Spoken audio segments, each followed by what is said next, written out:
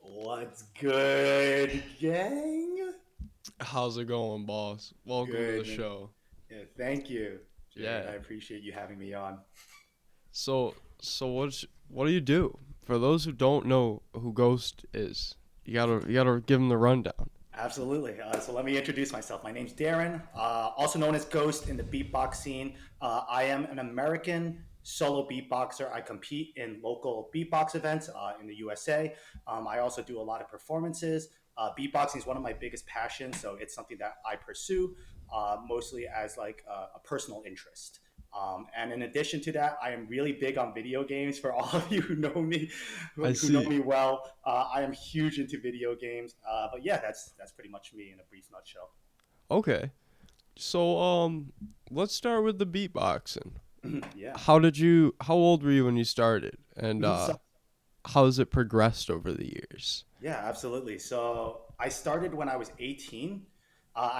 That's pretty late compared to most people now. I feel like Yeah. every day there's like a new 13-year-old kid who has like insane techniques and stuff like that. Yeah. It's crazy. I started late when I was 18. And that's because I didn't discover Skiller versus Reaps One until I was around 17. I knew about beatboxing before then. You know, I watched beatboxing on like all the Got Talent, the viral videos, people performing on the streets. So I've always known about beatboxing, but it didn't really hit me um, in that way until I saw Skiller versus LM and then Skiller versus Reaps One. And then I think I went to every single one of the competitors in the third Beatbox World Championship and I looked up all of their videos, every single one. Just That's something about crazy. that video specifically just really spoke out to me when while the other beatbox videos didn't. And I think it's because of how technical they were and how different they sounded from like what I thought beatboxing was. So Yeah, I describe your style as quite technical, but also very like yeah, you very know, very powerful. Yeah, yeah, yeah, I like that. yeah. So you learned how to beatbox. You got that passion going. Mhm. What? How did you take that to battles? How did that evolve into more of your beatbox career per se? Yeah, absolutely. So when I first started beatboxing, I mainly picked it up as like a hobby, just something I could do. I didn't know how good I was going to get, honestly.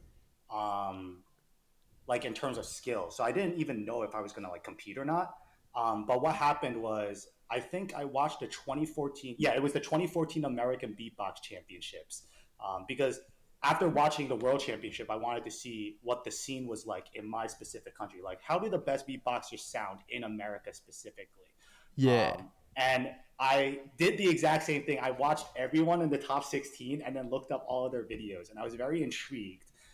The American beatbox scene, especially specifically Napalm and Gene in that tournament, inspired me a I lot. see. And then, of course, because I was watching a lot of beatboxing, I followed how they eventually became like world class beatboxers, with both of them doing well in world championships, GBB, and a bunch of international tournaments.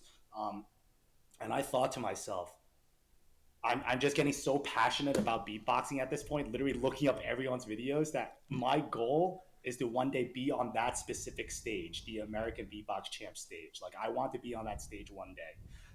So that's when I started pretty much grinding like 8 hours a day. I would start beatboxing like in the beginning of the day and just like go from that to like the end of the day whenever I could and whenever I had an opportunity to. And everyone that I was with in college knows that I was pretty much just practicing nonstop while I was in college because I really, really, really wanted to, You went eventually to compete.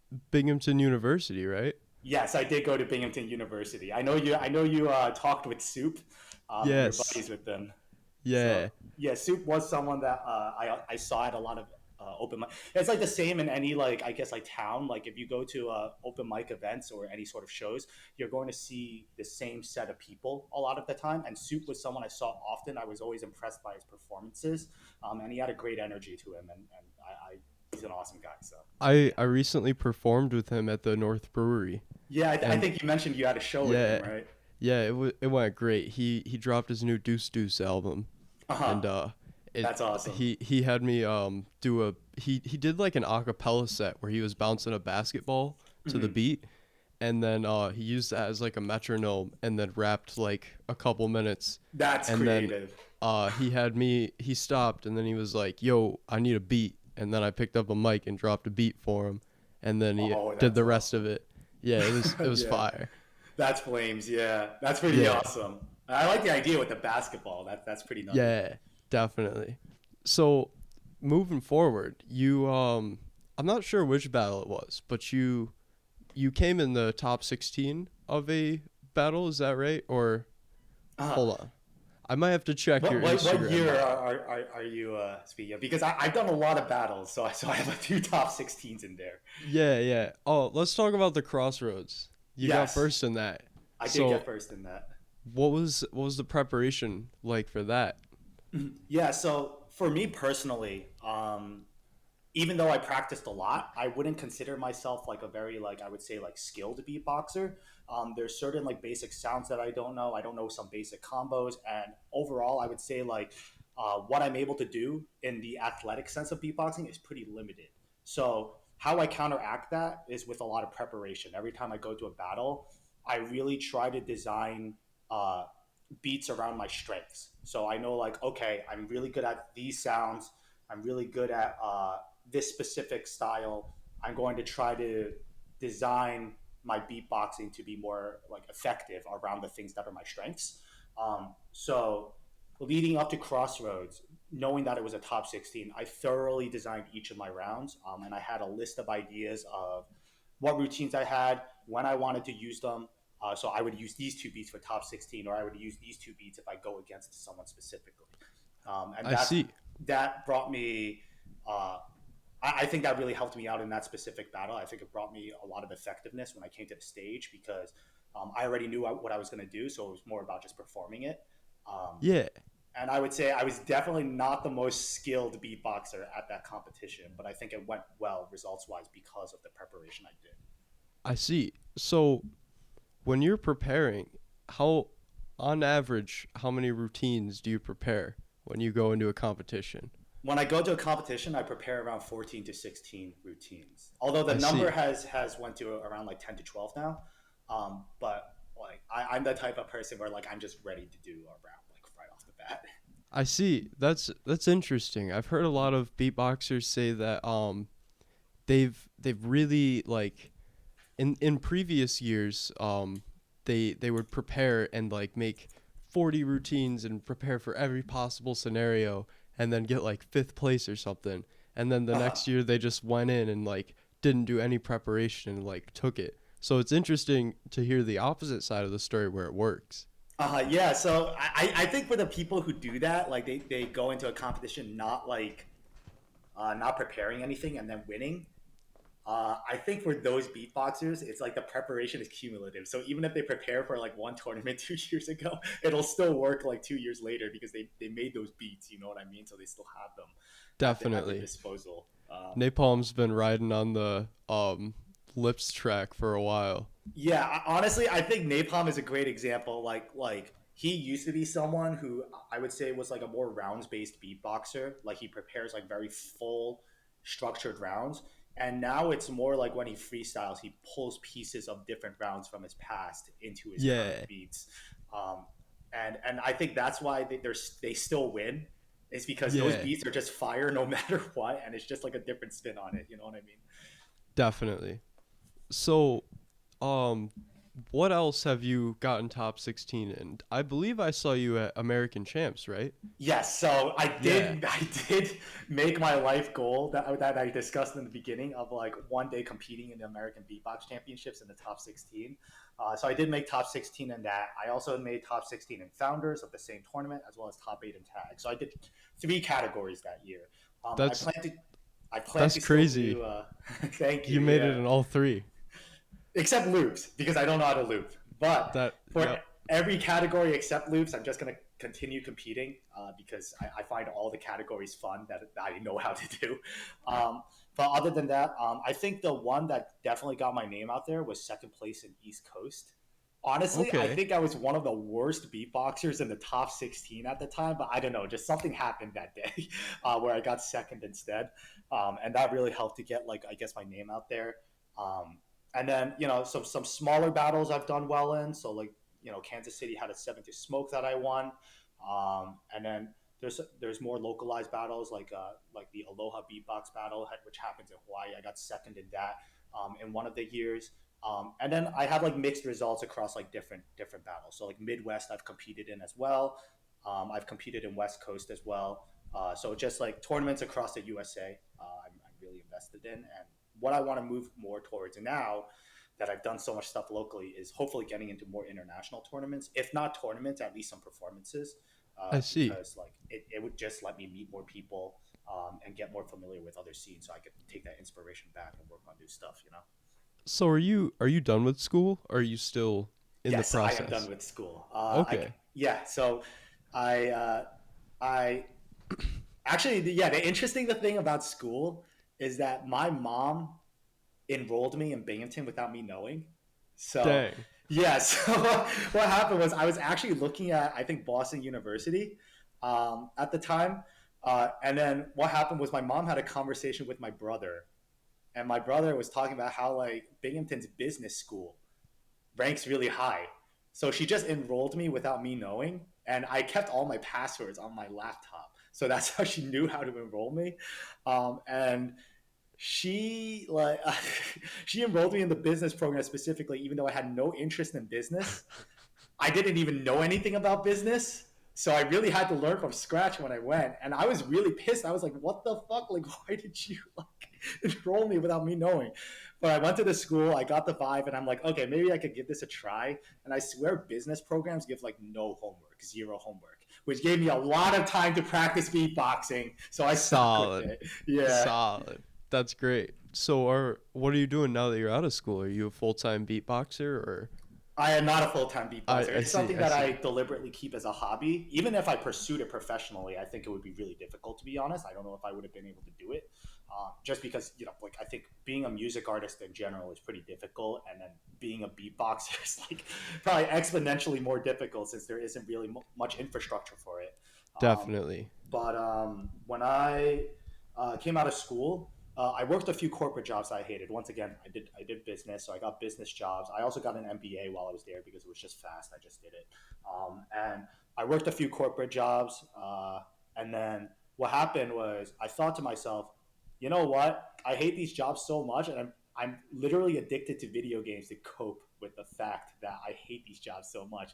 Why don't I just work a job closer to my hobbies? So ever since then, through some lucky job applications, I got into the esports and gaming industry. So I worked a Oh lot of wow. jobs related to video games, like organizing video game tournaments or helping with different video game related projects. And now I'm currently still at a corporation, but I still use a lot of those video game skills for my current role. That's how I got hired. They were looking for someone with like specific sort of video game tangential related skills.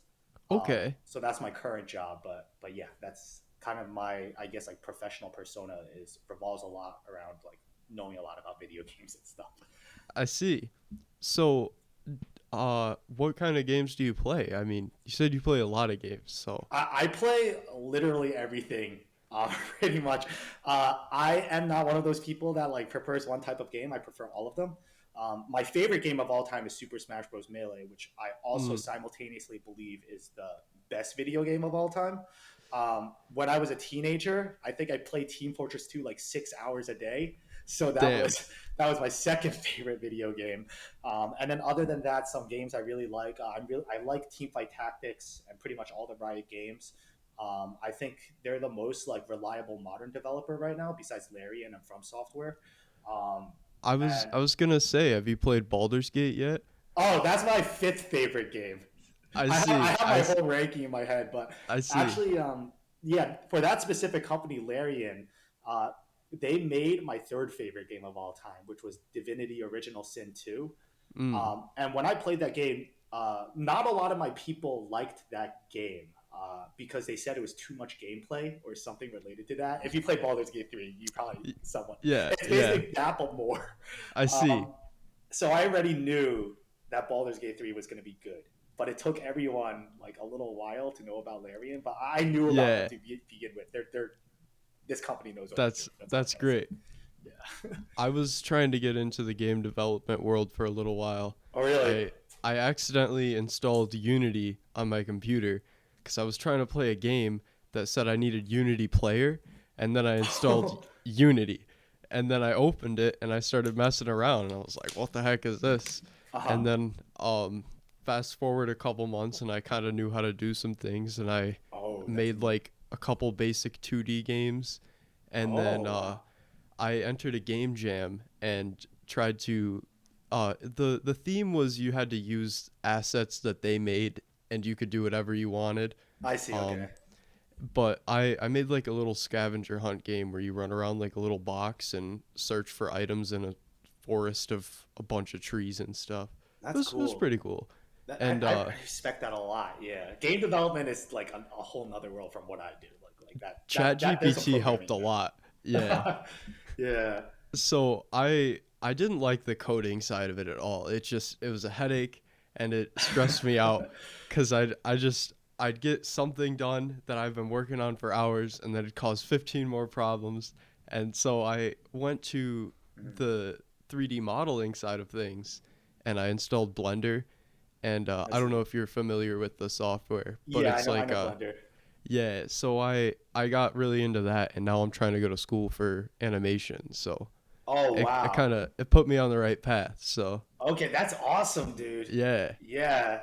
I mean, I actually used to make stick figure fights when I was a teenager too. okay, So I'm a little familiar with 2D animations. yeah, It was also another hobby that I picked up. That's cool to hear that it's something that you plan to pursue, like animation, because that's like, I think it's a pretty strenuous art form, yeah, but definitely I feel like the end result is like the most rewarding thing ever. Like once you get it finished, for sure. that was one of the things that actually got me tired of trying to make stick figure fights is drawing the same thing over and over again. I see. Yeah, it gets to you at some point. The tedium of Yeah. all of it. Yeah. So in 3D animation, it makes it a lot easier because instead of like doing every frame, you kind of just tell it you want it to be at this position in this Uh frame, huh. and then you fast forward however many frames, and then you rotate it, and you're like, be in this position by this frame, and then the computer fills in all the in between. Oh my god, that would Yeah. have saved me a lot of time if I had something like that. Jeez, instead of drawing everything out myself, you know. Yeah. It's definitely pretty nice. So Yeah. so getting back into the beatboxing, Mhm. I heard that you started a beatboxing club at BU. Do you want to talk Oh about that? my God, yes. So actually, from what I can tell, there were three different beatbox clubs while I was there. I Um, see. so when I went to school, I met someone who to this day is a dear friend of mine. His name is Dong Yun Shin. In beatboxing, he's known as Bacon. He got top eight in Korea beatbox champs in one of the years. Okay. Very, very good beatboxer and a really great friend. So, I was obsessing over Skiller and Reeves One. I was trying to learn it. One day, while during like a Walmart trip with friends, he was there and he was also making sounds with his mouth. And then Okay. it was like a Spider-Man moment. Like, do you beatbox? And then it escalated. It was like, oh, do you watch Reeps One? I also watch Reeps One. Oh, you like Skiller? You like all that? So it was like, all we liked all the same beatboxers, Yeah. but this guy was so much better than me. This guy knew like the sickest beats, like when I met him and I was just starting, and like he was one of the people that really inspired me to pursue beatboxing more. Because not only because like I watched like the American beatbox videos, but I saw another beatboxer at my school, and I'm like, I want to be as good as this guy. Like this Yeah. guy is incredible. And what happened was he messages me one day about starting a beatbox club in school, and the idea was that we would just like have events, go to different events and like perform, maybe teach beatboxing to some people, just a small club for students. Yeah. And through that, I met other beatboxers in the school. I swear I was the worst beatboxer in the school at the time, like compared to all of these guys. But the It's beatboxers, crazy that there was so many at Binghamton, like yeah, of all actually, places. the club only started out as like five people, And these guys are some of the nicest and coolest people I've ever met. And what happened was, you know, some of them graduated. Eventually, Dongyun went back to Korea, and I was the only one left. And then there was another beatboxer named Icarus who wanted to start another beatbox club I've because I've heard about Icarus. yeah, so Icarus came along. He wanted to start another beatbox club, which invited a whole new set of beatboxers. And then, of course, I was part of that one as well. So Icarus made another beatbox club, got a lot of people, and that was around like maybe like 7 to 8 people. So bigger than last time. And then, of course, Bacon came back to study in Binghamton again. So he joined that one as well. So we were both part of two. And then when I Nice. graduated, another student messaged me and said, "Oh, I also want to start a beatbox club," and he did. And that beatbox club seems to have a lot of people too, but it's all new people this time. So all I'm saying is thank you, Jack, for continuing the legacy of the beatbox club in Binghamton. Solid. Yeah. I've seen a lot of a cappella groups there too. Uh-huh. I There's one specifically, their beatboxers graduating next year, Uh-huh. and they need a new one. So I was thinking about joining up with them, but I'm also not Oh, going to really? be studying at BU, so I don't know. Gotcha. So you're in the area, but you're not in the school. Yeah, yeah. Okay, I'm gotcha. gonna go to online school at like it's Academy of Art University. I think it's in like Okay, Chicago. It's in California. It might be I can't think of the name of the city right now. gotcha. Well, I think online Yeah. school's the move because kind of Yeah, like college tuition is when you go in person is ridiculous. But definitely. but I'm saving like yeah. 60,000 with the room and board and not like traveling out there and stuff. So, Yeah, exactly. I mean, I wish I had that as an option. Maybe I still would have gone to school in person, but like, goddamn, that's an I expense. mean, you wouldn't have started the beatbox clubs if you did. That is true. That is true. And I wouldn't have met Bacon, who is, I think he's a large part of the reason why I had so many ambitions to be good, at Yeah, beatboxing. definitely. So, what's your like future goals with that? Where do you want to take it? Mhm. Yeah, absolutely. So, of course, I'm still interested in battling. I've always loved battling. That was the main reason why I got into beatboxing is watching competitive beatboxing, right? Yeah. So, I want to be able to compete as long as possible. If possible, I want to be like almost like a Mr. Miyagi sort of deal, right? Just like Mm, a 70-year-old Asian man, and I'll still be beatbox battling. Hopefully that happens and I don't break that'll my jaw or something. that'd But be so fire. You just pick yeah, up a young Padawan that wants to learn beatboxing. yeah, You so I would say outside of competing, my goals have gotten a lot more diverse. I literally love every part of beatboxing. So, like, I recently ran an event with Long Island Beatbox called New York Beatbox Championship. I was really happy about that. It made me feel really fulfilled, like creating something for the local community that I practiced did with. Jack Nasty help out with that, or was Yes, that Jack Nasty is Long Island Beatbox. Yeah. okay? Solid, solid. So yeah, we made that event together. I was really happy with how it turned out, and we got a lot of support from a lot of different people, which also made me really happy. And other than that, uh, teaching beatboxing, doing more like regular performances outside of battles, traveling more for beatboxing, doing more like side projects related to beatboxing, or even like doing things like this podcast, for example, Yeah, going to talk to different events. I literally want to do everything related to beatboxing because I like every part of it. I just really happen to be bad at the loop station. Otherwise, I would be doing that too. But I see. everything else, I'm down to do pretty much with beatboxing. And something I need to work on, and I really just need to sit down and focus on this, is I'm writing a book about beatboxing. Um, I I have an see. I have an outline. I'm not sure what the name of the book is going to be yet, but I'm thinking about naming it Stage Presence. Um, and it's not Okay, going to be a book about like the non-fictional aspect of beatboxing. It's going to be a fiction story. It's going to be a novel about okay. characters. Like you follow someone's journey, and what I want it to be is like a true story about like what beatboxing is about. So, But a creative writing was fictional story in that yeah, a sense. fictional story with a character you follow, a set of characters, obviously, because beatboxers in real life, you got to have a variety of characters, Yeah, yeah. and then yeah, I creative It's gonna writing be is hard to translate noises to writing. that's something I need to figure out. That's something I need to figure out is what would be the best way to do that. But I would say creative writing is was also one of my biggest hobbies. and it's something that I'm picking back up through this idea of a book. And in You terms of should you should look into the phonetic alphabet. Um, I might have I to, don't yeah. I don't know if you've seen Mark Martin's TED Talk, but he on there he talked about how he wanted to use beatboxing to help like speech impediments, and Yeah.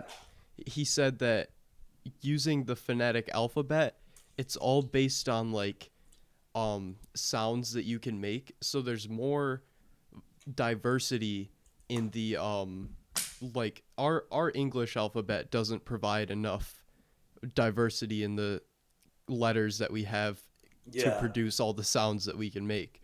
But the phonetic alphabet breaks it down into like plosives and I can't remember the other one, but the plosives are like duh, puh, fuh, Uh-huh.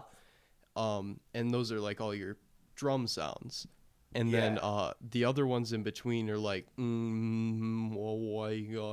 like all the other weird ones that aren't like hitting, you know. Mhm. Yeah, And when you absolutely. yeah, so I mean it's just a thought that maybe you could look into the phonetic alphabet and maybe provide like a reference in the book whenever you're referring to specific sound sets so that I they can think get I'd an have idea of to. Yeah. how it sounds. Because I have to like find a way to like translate it into the book. And obviously, like, there's going to be some unconventional elements in the book because I'm writing a book about an unconventional thing, which is beatboxing. And every creative writing project requires a lot of research. If I have to learn the entire phonetic like alphabet just to write this book, that's part of the process, in my opinion. Like Yeah, research is yeah, part of creative writing, in my opinion. definitely.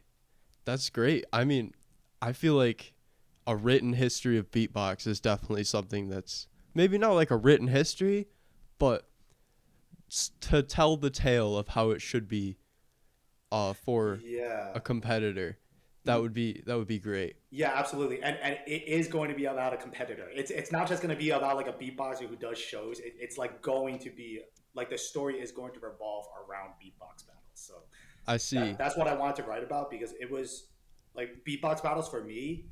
It was very transformative for me. It was one of those things where like I was already obsessed with it when I was watching it online, and then when I started competing, it just took that to another level. Yeah, And it definitely has the like power to change your life, like cuz the it has. self-development, Yeah. like when you're just learning sounds, it doesn't seem like a lot, but when you master a sound that you've been working on for like 3 months, it's the best feeling ever. Uh-huh. And it Yeah. provides like that feeling of growth and self-improvement that a lot of other hobbies are a lot slower on. Mhm. And I feel like beatboxing is great in that way. I But think beatboxing yeah, it's something that means a lot to me. And part of the reason why I love it so much is like it's like it feels like a superpower. Like all of those things that sound impossible to do are like in your body. Like it's crazy. I feel like we're like transcending what humans are capable of through this I art form. agree. It's like the fastest like way to like create art from the brain to like the external world, in my opinion. And I feel like through this book I'm able to like I'll be able to communicate a message that I feel like needs to be out there about beatboxing. I feel like beatboxing is the discovery that like has taken humans to like the next step. This is genuinely what I believe. I might sound crazy on Spotify right I now, but this is I what I mean, believe. I could definitely agree with you there. It's like prior to us getting to this point in the modern age, we haven't really had a need to delve into the weird sounds that we can make. There's just been no like Uh-huh. biological need for it, but now we're advancing the capabilities of what vocal cords can do and the messages that we can convey through the sounds that we can make. Absolutely. I completely agree. I just love everything about beatboxing. I truly do. It's also a universal language, which can't be said about many things. Like you could talk to someone who doesn't speak the same language as you, but you could communicate in a way through beats if they know how to beatbox. That's something else too. I think I've made more friends outside of the US through beatboxing than anything else. And I feel like let's be honest, it's because of beatboxing. Like if I wasn't a beatboxer, I would not have made all of those friends. that I consider dear. I mean, it's not even just like outside the U.S. It's like inside the U.S. too. I'm like too geographically far to like meet a lot of these people regularly, Yeah. but I consider them like dear friends, people that inspire me, role models, when it comes to like the creative process.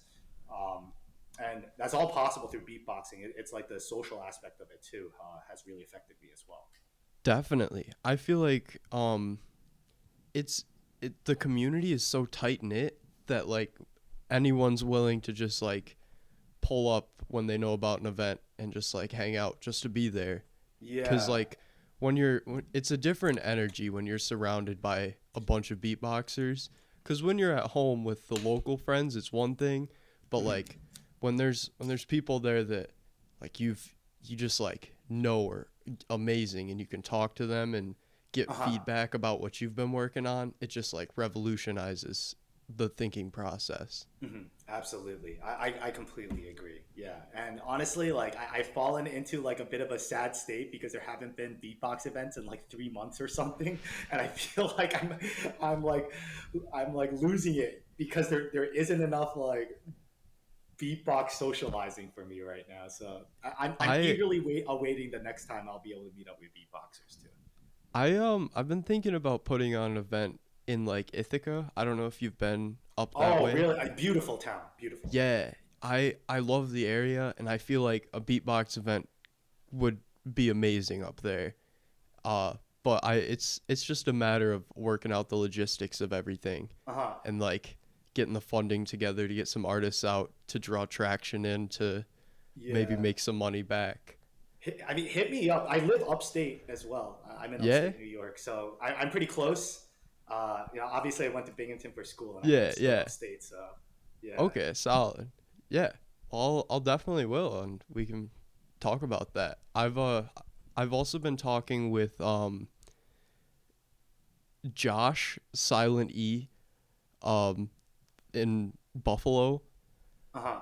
I don't know if you're familiar. I might not be. Maybe if I like saw him in person or something, or Yeah, maybe I've met him. Yeah. he goes by Joshy, but the E is silent. He's just Josh. So, but Gotcha. anyway, we've been working together trying to, well, we haven't really been working. We've talked a couple times about putting together an event, but I feel like it would be great to bring some more stuff to like the upstate area cuz Yeah, it's just such a great place. because everything happens in New York City, and then of course, Jack makes things happen in Long Island. So we just Yeah. need the last part of New York to get more events. Yep. And I really like the idea of bringing more beatbox activity to the upstate scene because I we're think also the if biggest part of New York. We should be having more stuff, yeah, yeah. I, geographically at least. I think Ithaca's the perfect hub too cuz it's like Uh huh. right in the center of like Syracuse and Buffalo and Binghamton and the city's a little farther out, but like it's just right in the center of all the Uh huh. big towns or big cities in upstate New York. So I feel Absolutely. like it'd be a great spot to at least draw like local beatboxers in.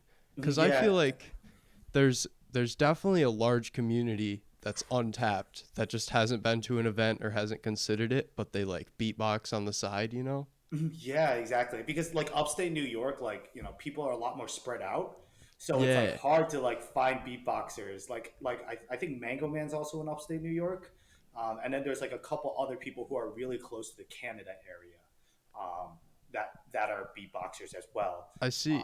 Like I think like closer to the Niagara Falls area.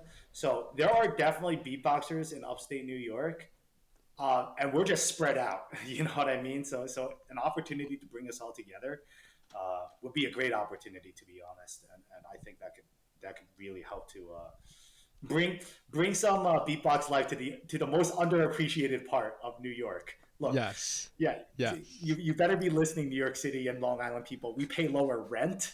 We we Mhm. we have more space to ourselves up here. You guys better be jealous. The Airbnbs are going to go hard in Ithaca.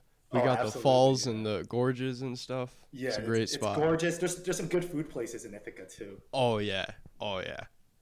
Everything is just like I feel like Ithaca's the opposite vibe that Binghamton is. Just in my personal opinion. Yeah, I agree. Actually, in my opinion, um, No, no offense to anyone who lives there. I did not like the Binghamton area that much. I don't either. I'm I trying to. enjoyed going to school there, but the area, uh, yeah, I don't know. All I have to say, it was kind of sketch sometimes. That's all I gotta say. It definitely is for sure. I believe I've covered everything. Is there anything I've missed? We've gone through your Yeah, beatbox went through career. beatboxing. We went through video games. Yep. I'm happy to know that you're also familiar with video games, and you're going Yes. down a path that will bring you closer to it. Um, yeah, I think that's everything, right? Yeah, and your professional career. So I mean, Hmm. yeah. Well, thank Well, you. I appreciate the time, dude. yeah. You got any closing thoughts or anything you want to plug? Anything I want to plug? Hit me up if you need a beatboxer in upstate New York, I guess. But other than that, yeah, just pretty much anything. If you're a beatboxer, if you wanna contact me about like stage presence specific lessons, I give one time lessons. They're meant to only be taken one time.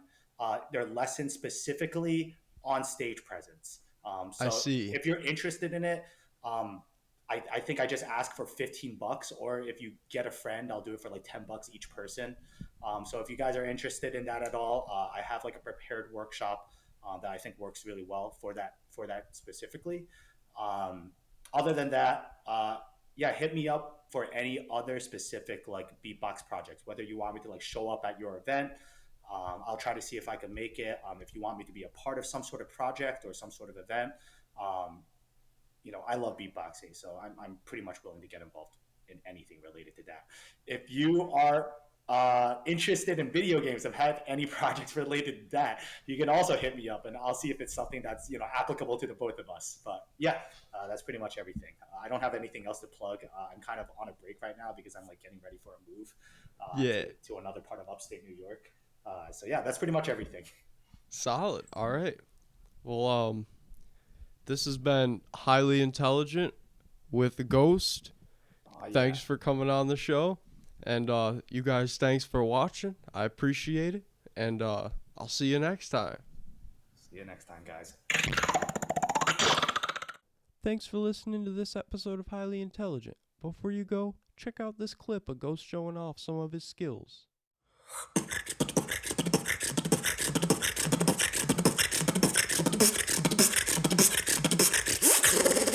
We play aggressive.